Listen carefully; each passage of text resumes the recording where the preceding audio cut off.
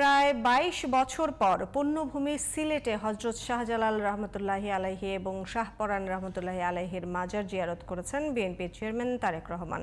সন্ধ্যায় সিলেট পৌঁছে দুই মাজার জিয়ারত করেন। বৃহস্পতিবার আনুষ্ঠানিকভাবে নির্বাচনী প্রচারণা শুরু করবেন বিএনপির চেয়ারম্যান। তাকে পেয়ে উচ্ছ্বসিত সিলেটবাসী। বিস্তারিত জানাচ্ছেন মনিরুজ্জামান।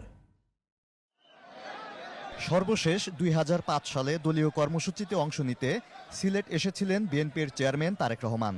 ১৭ বছরের নির্বাসিত জীবন শেষে দেশে ফিরে বুধবার সিলেট এসেছেন তিনি।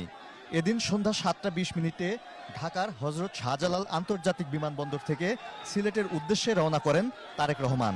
৮টা ৪ মিনিটে সিলেট বিমানবন্দরে পৌঁছান বিএনপির চেয়ারম্যান।